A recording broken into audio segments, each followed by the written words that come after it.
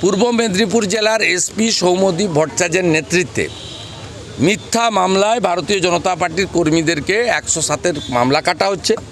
আমাদের কর্মাধ্যক্ষ বিরোধী দলনেতা খেজুরি 2 পবিত্র দাস, কাঁথি সাংগঠনিক জেলার সম্পাদক, তাকে মূল মামলায় জামিন করার পরে অন্য মামলায় ট্যাগ করেছে, যে মামলাতে ওনার নাম এফআইআর নেই।